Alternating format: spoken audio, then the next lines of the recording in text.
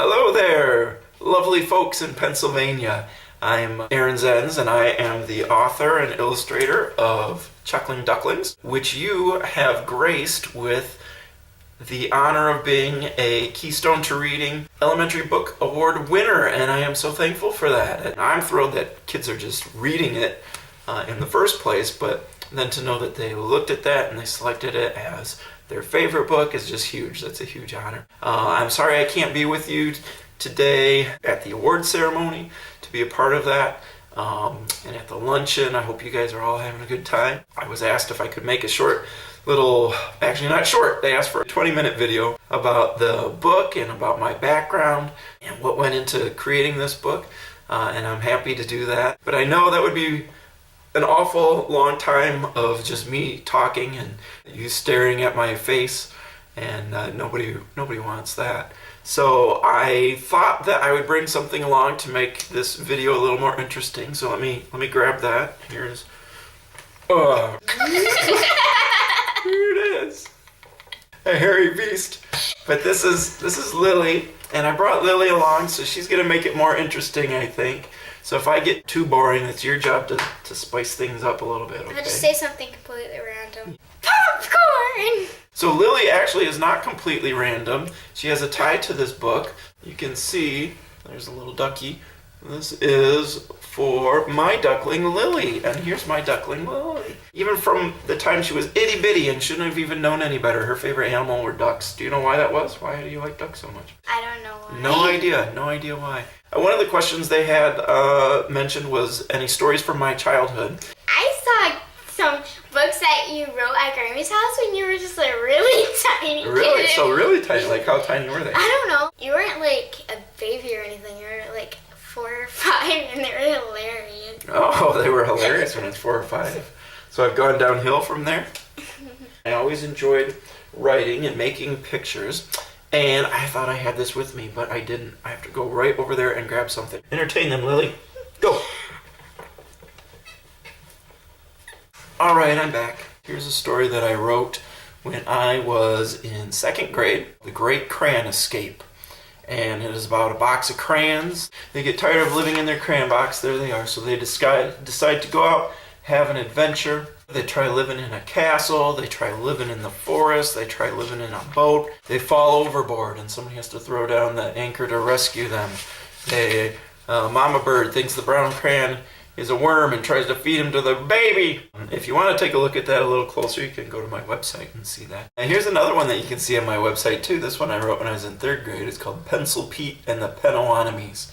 And it's about this cowboy pencil. And he meets up with these Native American pens. Although people really didn't say Native American when I was in 3rd grade. Here's one of the Indian pens hiding behind a hill. And there's a big epic battle that takes place in the middle of the town. So I've been writing and illustrating ever since I was a little bitty guy, and I just grew up and I'm still doing it. There was never a point in time that I thought, I want to be an artist and I'm going to start now. It was never like that. It was just I was a kid that drew all the time growing up. And when you do something over and over and over again, that's called, what is it when you do something? Deja vu! No. It's also called practice, right?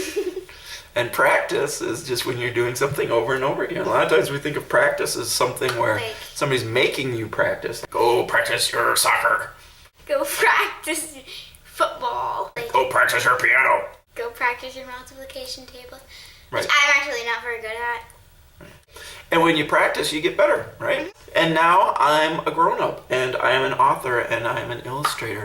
And this is my studio space, and this is all you're going to see of it right now, is this wall of books, because that's really all I have set up. I just moved into this space. I've been an illustrator for about 8 years, doing it full time, and this is the first time in those 8 years that I actually have some studio space outside the house. Previous to this, I worked in my home. I was fortunate enough to have a room set aside where I could set up shop. And now we get his other room. Right. So they got my old studio. But I'm going to show some pictures so that you guys can see where I created Chuckling Ducklings. This is the space I just moved out of. He took all of our kids' pictures Oh, okay. and put them on the wall. So that first row at the very top by the ceiling is all of the kids' artwork, and they inspire me. And I love my kids, and I love their drawings. You can barely even see the wall because there are these shelves covered in knickknacks and right. Like toys and like pictures and. Mm-hmm. So these are also things that inspire me. It's kind of like what goes on inside my head all day long, sort of leaked out onto the walls of my room. These are all things that delight me and inspire me, and I surround myself with them because they get me in the mood for making things for kids. Kids are awesome. Kids are awesome, and that's why I make children's books, is because kids enjoy the same kind of things that I enjoy. My parents joke that at Christmas time, they can shop for my kids and for me in the same aisles of the stores. We also love books, right? We have like 7 bookshelves. We have a ton of books. It's been a while since I counted, but my guess is we have about 5,000 picture books. Wait, you counted our that books? I did once a while ago. I make regular rounds to places where I can find used books for 10 cents, a quarter. Over the course of 15, 20 years of very regular rounds adds up to 5,000. Yeah, pretty nice collection. So we have, how many people in our family? 8. 8 kids. Oh, not 8 no, kids. 8 kids. 8 altogether. 6 kids. 6. 8 people total in our family. It's very noisy. Not that that's bad, but it's just a very difficult environment to try to get work done. So I started working a self-imposed third shift. So I would work at night while the house was quiet, everybody was sleeping, and then I'd go to bed and sleep until maybe about noon, and then I could be up and I could play. I could play with the rest of the family, and they got me around more than if I were trying to hide myself away from during normal working hours. And I remember every single day, all the kids would come in his office and look at the new little adorable animal. Right. I would be sleeping, they would wake up, and they would run upstairs to see what new little critters I had drawn during the night for the book. Now I can work during the day now that I have this space here. Now he has jazzercise next door. Yeah, right. So now I moved into a studio. And he can hear music all day. Right, where twice a day in the adjoining room is a jazzercise studio. Women in there doing their jazzercise stuff. So it's not perfectly quiet here, but that's only a couple hours a day. Some of the other things that I do as an author and illustrator, I love to do school visits. We talk about how to make books. There's puppets involved. I spill water on myself. It's a great time. Puppets! There's a puppet right there. Oh, There's wow. Opie. Hi, Opie. Hi. Your voice is very different than the last time I heard you. Yes, that's because I'm being done by a woman. Oh, a woman.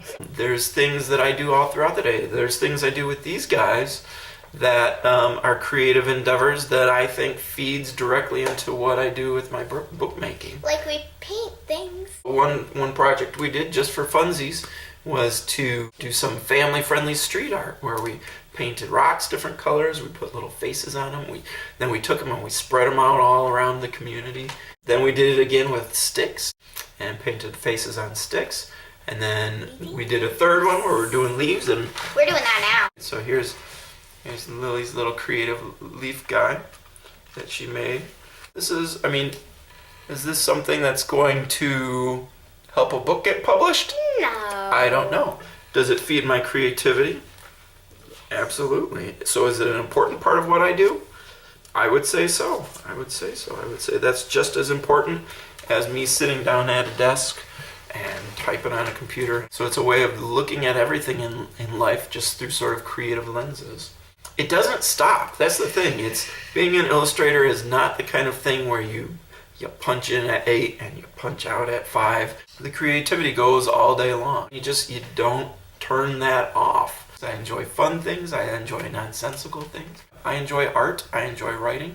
And I enjoy the fusion of those two worlds. Stories filled with pictures and pictures filled with story. One of the things I was asked was about some of the other books that I've made. So far I've been able to work on 22 books, 5 of them that I have authored and illustrated, and the rest of them are things that have been written by other people and then I get to do the pictures for. 22? Since when? Since 8 years ago when I started doing this. So Lily's in shock over here. Breathe, Lily. This is the very first one that I wrote and illustrated. The hippopotamus. Thanks, Lil. Now, the thing that that attracted me to this book was the nonsense words in the poems. I didn't necessarily feel like, oh, I must write about a hippo that has hiccups, but because of all the crazy nonsense words in there, like words like hippopotamus and cementipede, Yellowfin. dental flossaris, yellowfin. I enjoyed the nonsense words, and I took those words and I hung a story around that. So the initial inspiration for this book wasn't so much the storyline, but it was the nonsense that I enjoyed working with and playing with. That actually ties in a little bit to the story behind Chuckling Ducklings too. I worked at a place where we did coloring books, so this is a coloring book that I worked on. And the assignment I got was just, we want to do a book about baby animals. Total free reign to run with it. I could have drawn 24 pages of puppies. I could have done anything I wanted. But because of the way I'm wired, I always like to try to create a little challenge for myself. I set a personal goal to see if I could fill all 24 pages in here with a baby animal that had a different name. So, puppy and kitten and bunny and fawn. So I made a list of all the ones that I knew, and then I dug in and started doing research. And with the research I did, I discovered some amazing things. I discovered that a baby mouse is a Pinky. baby llama is a Korea? cria, you know? And the best one of all, a baby platypus is called a Puggle. puggle. Isn't that amazing? I just thought that was the greatest thing, that the word puggle exists, and the definition of a puggle is a baby platypus. So it tied right into my love of nonsense words. Puggle is the most amazing word in the world. Puggle, puggle, puggle. So I wrote a book called I'm a Puggle, You're a Puggle. The very first step that an author and illustrator will take after they've written out their manuscript is they'll do a little mock-up like this, and it's called a dummy. And this dummy is called I'm a Puggle, You're a Puggle. Actually, this is the second version of the dummy I made. Here's the first version, and Lily helped me out with this. So she wasn't supposed to help me out with this. When you were 2 or 3 was when I first had the idea for I'm a Puggle, You're a Puggle. And she came and she saw it sitting on my desk, and she thought, that's not right. This book needs some color in it. So there we go. Lovely job, Lily. And so I took that story and I showed it around to people for years and years and years. 2 or 3 years I shopped it around. One of the pieces of feedback that I'd been getting over the years was that people thought it was a little too cartoony looking. They liked the idea, they liked all the animals in there, but as you can see in that original dummy, the characters kind of had big googly eyes. I wanted to find an art style that was less cartoony and a little more stylized, and so I worked up some digital art that looked like this. I worked up 4 pieces of artwork like that. I was in contact with a company called Walker Books. I was doing another book with them called Nugget on the Flight Deck, and we were waiting for some things to get greenlit. While we were waiting, I sent them the manuscript for I'm a Puggle, You're a Puggle, and they liked it. They liked it a lot. They liked the story. They liked the new art that I had worked up, but they thought that there was a mismatch. They thought that the story kind of sounded like it was for a little bit older kids, but they thought the art looked a little bit too young for the age level, and so they wanted to know if I could come up with some art in another style. So we'd already gone through 2 styles for the art. So I picked ducks, and I thought, here's what I'm going to do. I'm going to create 10 new images of ducks, all in 10 different styles, and then I'm going to send them to the publisher. I'll let them pick our favorite one and then move forward with the book. And here's the first one I made. Here's some little ducks. The next night I worked up another style of ducks. The third night I worked up another style of ducks. Here's attempt number 3.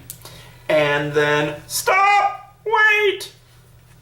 I loved this picture. Not only was this my favorite picture of ducks, for me personally, it was my favorite piece of artwork I had ever made in my life up to that point in time. And I thought, I can't take any chances. I can't take any chances of working up 7 more illustrations of ducks and taking the risk that they would pick another one. So I stopped right there. I sent them those pictures, hoping that they would like the same one that I did. And they immediately wrote back and they said, we love that. We love that new picture of those ducks. I'm a puggle, you're a puggle, it's a go. Then I started working on the sketches for the book. Look at this. Here's a sketch for the book, and somebody got a hold of that one too. Half of the baby birds. Here's the other half of the baby birds. And actually, baby pigeons are really ugly, so it was really hard for her to make them cute. She remembers that. Making a cute baby pigeon, we'll show you a picture of what an actual baby pigeon looks like. That is no small task. And there was one problem. The only problem was they didn't like the title, I'm a Puggle, You're a Puggle. They thought it wasn't clear enough what the book would be about. So I thought through a number of different options. I thought of calling it Puppy Piglet Puggle. But then it came back to the fact that, you know what, I had worked up all these ducklings in different styles. I love the ducklings.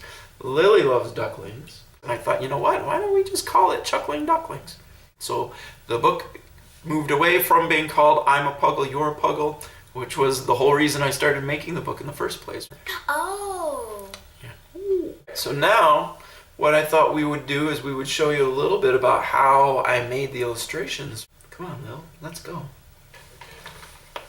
So here we are. Now we are at another part of my studio. There's Lily.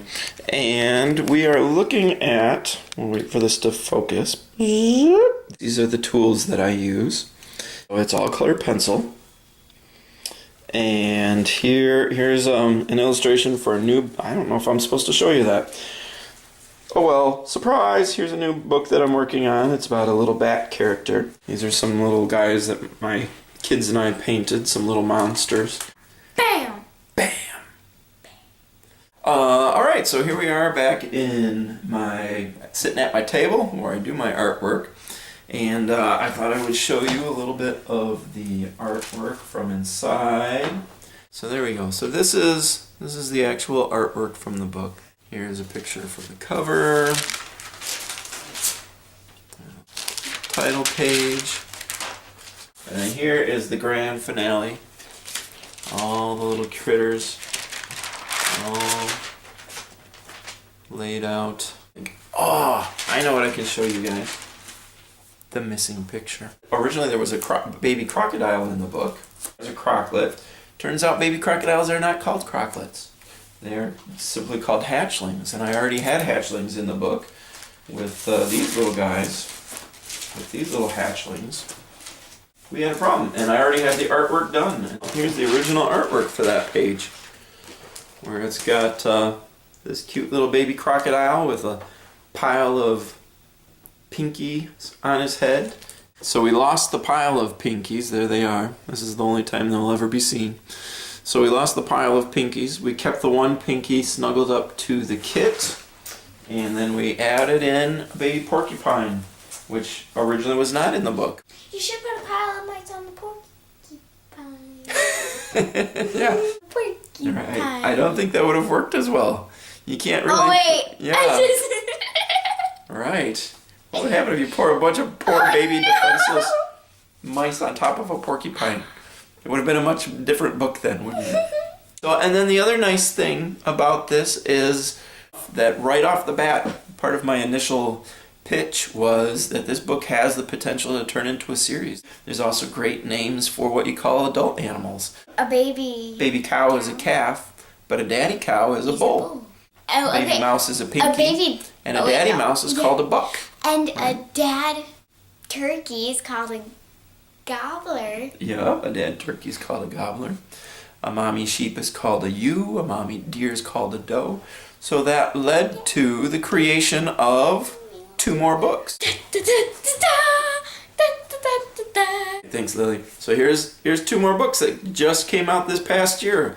Huggable and I Love You. So this has a bunch of different names of daddy animals in it. So here you go. Take a nap. Our dads are boars. A boy gorilla is called a silverback. Different kinds of animals that are called bulls. And in the back, it's got the chart again that shows all the different daddy animal names. Same thing with the mommy animal book. The possum, baby. All right, Lily likes the baby possums in this book. Let's see if we can find them. So there you go, there's all the little cutie possums. And I thought I would show you how I make those pictures. A lot of times when people see my work, they're very surprised that it's colored pencil. I just thought I'd show you real quick my method of coloring. I am dancing for you. Why don't you film, Lily? Lily's gonna film. Okay, but we'll get a little duck going for us here. All right, so here's a sketch. Then what I would do is I would lay down kind of a mid-tone. So let's say, this is a duck, so he's gonna be yellow.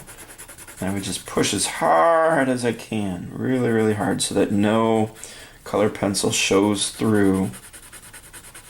And just lay down a really solid layer of this yellow.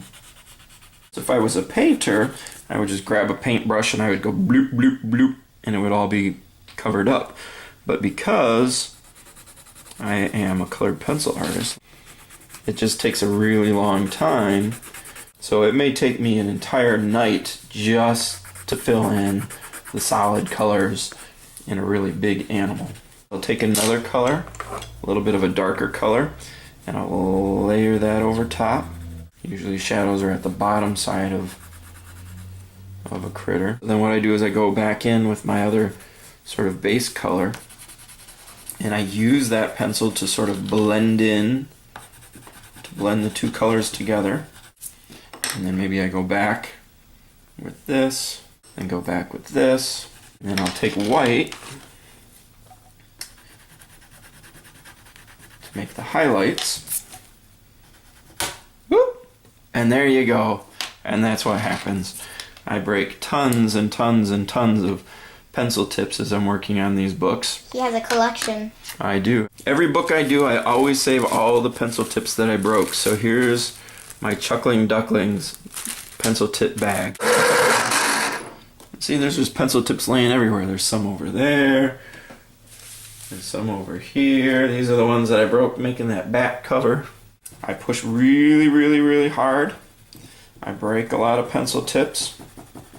So it's just a matter of going back and forth between the base color and a darker color and a lighter color.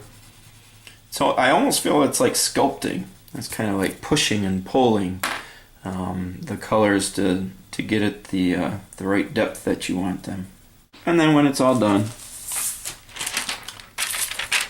it looks like that when it's all.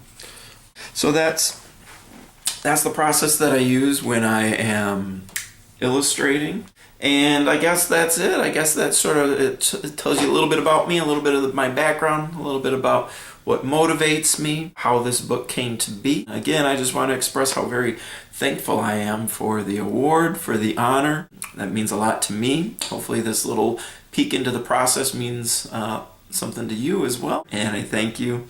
And enjoy your dinner. Enjoy your chicken or whatever you're eating over there.